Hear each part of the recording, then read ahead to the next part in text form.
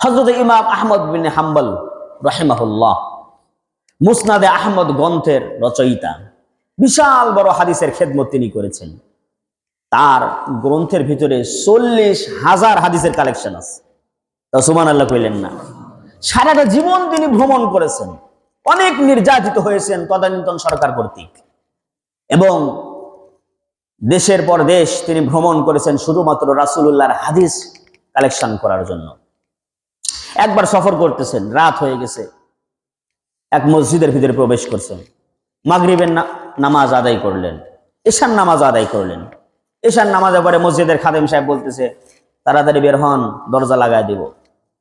ইমাম আহমদ বিন হাম্বল বলতেছেন যে, দেখো আমি তো মুসাফির মানুষ, বুড়া মানুষ, শীতের রাত, কোথায় যাব, কোথায় থাকবো? আমি রাসূলুল্লাহর হাদিস কালেকশনের জন্য বের হয়েছি, তো তুমি যদি আমারে এখানে একটু রাতটা কাটাতে দাও, আমি এখানে মাগরিব পড়েছি, এশাও পড়েছি, ফজরও পড়বো ইনশাআল্লাহ, কাটাতে দাও, তাহলে আমি বুড়ো মানুষ, আমার জন্য বড় এহসান হয়। কারণ খাদেম সাহেব মানুষ, বেচারের উপরে তো এমনিতেই প্রেশার থাকে, কমিটির লোকের প্রেশার থাকে, আর ও তো কারো দায়িত্ব নিতে পারবে না। কয় না, তাড়াতাড়ি এখান থেকে বের হন, এখানে মসজিদে থাকার কোনো পারমিশন নেই। ইমাম আহমদ বিন হাম্বল বুড়ো মানুষ, পটলার ভিতরে আছে হাদিসের পাণ্ডুলিপি, কিছু কাপড়, তখন বলতেছেন এগুলো না কোথায় যাব? তো চললেন, মসজিদ থেকে বের হলেন। বের হতে হতে সামনে দেখলে একটা বাজার, রাত হয়ে গেছে, বাজারের ভিতরে প্রবেশ করলেন। করার পরে দেখে যে একটা ঘরের ভিতরে চুলার মধ্যে আগুন জ্বলতেছে। তখন তিনি চিন্তা করলেন ওখানে কিসের আগুন জ্বলে। তিনি গেলেন, যার পর দেখলেন এটা একটা হোটেল, রুটির হোটেল।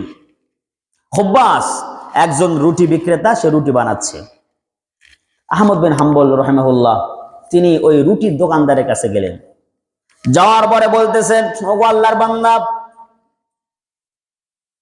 আমি হলাম বুড়ো মানুষ, মুসাফির মানুষ, রাসূলুল্লাহর হাদিস অন্বেষণের জন্য আমি বের হয়েছি, হাদিস তালাশ করার জন্য আমি বের হয়েছি।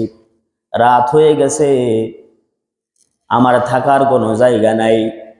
তুমি যদি আমারে তোমার চুলার পাশে একটু থাকার অনুমতি দিতে, আমি বুড়া মানুষ, আমার জন্য বড় এহসান হতো। তোমার উনুন থেকে, চুলা থেকে আগুনের উত্তাপ গ্রহণ করতাম, ঠান্ডা উপশমিত হতো, ঠান্ডা কেটে যেত, আর রাতটাও পার হয়ে যেত। রুটি বিক্রেতা সে বলতেছে, আপনি থাকেন, কোনো সমস্যা নাই। এটা আবার সমস্যা হলো নাকি? থাকতে দিল। আহমদ বিন হাম্বল রাহিমাহুল্লাহ তিনি লক্ষ্য করে দেখতেছে যে ব্যক্তি রুটি বানাচ্ছে, ওই ব্যক্তি রুটি বানাচ্ছে আর আস্তাগফিরুল্লাহ বেশি বেশি পাঠ করতেছে। রুটি বানায়, বলে আস্তাগফিরুল্লাহ, চুলার উপরে দেয়, তাও বলে আস্তাগফিরুল্লাহ, চুলা থেকে নামায়, তাও বলে আস্তাগফিরুল্লাহ, কাস্টমারের প্লেটে দেয়, তাও বলে আস্তাগফিরুল্লাহ, টাকা গ্রহণ করে ক্যাশে রাখে, তাও বলে আস্তাগফিরুল্লাহ। হযরত আহমদ বিন হাম্বল রাহিমাহুল্লাহ অবাক হয়ে গেলেন, একজন রুটি বিক্রেতা এইভাবে সার্বক্ষণিক আস্তাগফিরুল্লাহ আস্তাগফিরুল্লাহ বলে, তার কারণটা কি? অবাক হয়ে আহমদ বিন হাম্বল রাহমাতুল্লাহি আলাইহি তাকে জিজ্ঞেস করলেন, হে আল্লাহর বান্দা, তুমি যদি কিছু মনে না করো, তাহলে তোমারে আমি একটা প্রশ্ন জিজ্ঞাসা করতে চাই। রুটি বিক্রেতা বলে, ঠিক আছে বলেন। বলতেছে, আমি লক্ষ্য করে দেখলাম তুমি সব সময় খালি আস্তাগফিরুল্লাহ আস্তাগফিরুল্লাহ বলো, তার কারণটা কি? রুটি বিক্রেতা বলতেছে, ওগো আল্লাহর বান্দা, আস্তাগফিরুল্লাহর আমল আমি জীবনে ছাড়ি না। এই কারণে আল্লাহ পাক আমাকে বিশেষ একটা পাওয়ার দিয়েছেন, মর্যাদা দিয়েছেন, সম্মান দিয়েছেন। আহমদ বিন হাম্বল রাহমাতুল্লাহ আলাইহি বলেন, তোমার কি সম্মানে আস্তাগফিরুল্লাহ বলার কারণে? রুটি বিক্রেতা বলতেছে, আল্লাহর বান্দা, আমি সার্বক্ষণিক আস্তাগফিরুল্লাহর আমল করি, এই কারণে আল্লাহ পাক আমাকে মুস্তাজাবুদ দাওয়াত বানায় দিয়েছে। আমি দোয়া যতগুলা করি সব কবুল হয়ে যায়। আহমদ বিন হাম্বল বললেন, আনতা মুস্তাজাবুদ দাওয়াত, তুমি মুস্তাজাবুদ দাওয়াত, তুমি দোয়া করলেই কবুল হয়ে যায়? রুটি বিক্রেতা বলতেছে, হ্যাঁ আমি দোয়া করলেই কবুল হয়, তবে একটা দোয়া আমার জীবনে এখনো কবুল হয় নাই, আমার বিশ্বাস আল্লাহ কবুল করবে। আহমদ বিন হাম্বল বলতেছে, কি তোমার সেই দোয়া?